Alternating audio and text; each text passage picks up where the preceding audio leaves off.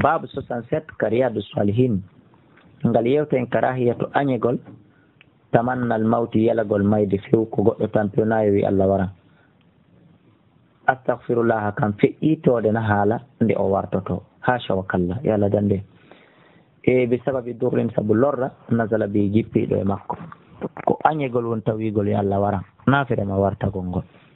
ɗum ɗon kanko hunde har mo nde yaltinede goɗɗo ko islam mo wartike ara o yalti dina aray ko kefere maayi wala ba'sa bi ella la noon e makko li khawfi fitna fi hulgol fitna fi dini seyko fi dina kam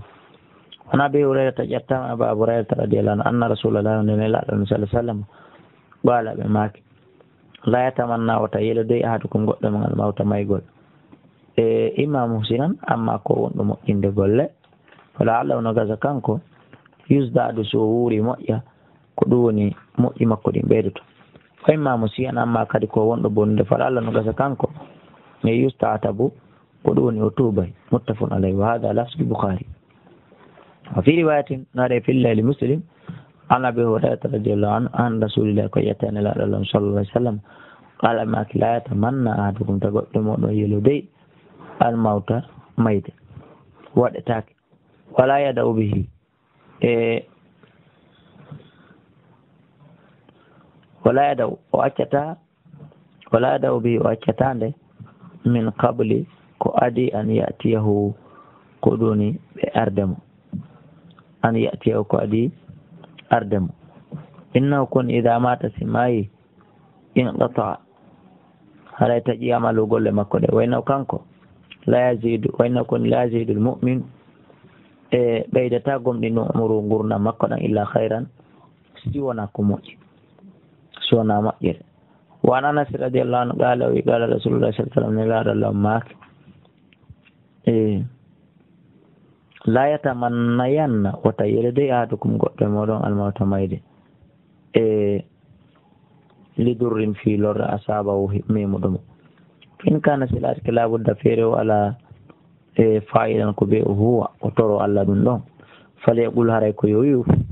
allah ma allah ahabini yiɗan ma kanatil hayata en tant que kongo e allah ma allah hayini wurnan ma kanata en tant que laatike al hayata ko wurnan ɗan hayra liɓurla moƴƴande ɗum ɗo ko tuma yehi ha o taƴike wata fani waɗalan ida kanat silati kala wafatu mayde nden e wir e hayran li ko nden ɓurila moƴƴande muttafaqun alayh wan qays bun abi hizamin kala wi dakhalna men natuno ala khabbab ka khabbab bunil arati radiyallahu anhu na'uduhu meɗen daramo wa kadi tawa tay gomɗi ko ɗum woni o ñobbike sabu a kayyatin ñobbanɗi jeeɗiɗi fa qala maki inna ashabana fa qala wi inna ashabana ɗuno sahabaɓe amen ɓen alladina ɓen salafu feƴƴinoɓe maɗaw ay feƴƴuɓe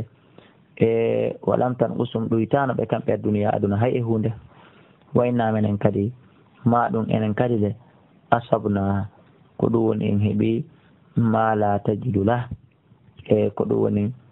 omo a wawata ma la tajidu konko lahu konko tata o watamo heɓande e mawdi an nokkure illa turaba sona kamumbu leydi walaw ana nabiya hay sewni laatike annabajo allah sallallahu alaihi wasallam nahana o haɗi men anna duwa no men toroto e bil mawti mayde nde lid e nahana ne laaɗo haɗi men naddu wonde men noddata nde men toroto bil mawti mayde la da'awtu bihi si tawino wona ɗum ɗum si tawino na ko laati kon annabajo allah no haɗayno min ɗum o wi si tawino na ɗum la da'awtu bihi mi torotono mayde nde mi noddayno nde few summa ataynahu refti mi arimo marrata no qura ñande ɗo kadi e o tawi kanko ne laaɗo toujours e bayni haitan ino hakkude an e bayni ino hakkude an e ko haitun lahu miiru wonande mo kuuru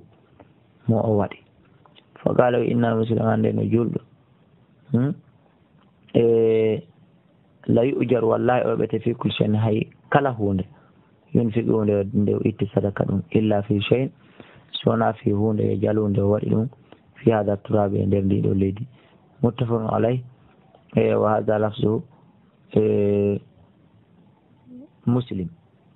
wa hada ɗum ɗon lafzu ko kongo riwayatul Bukhari filla e imamu al-Bukhari. Donc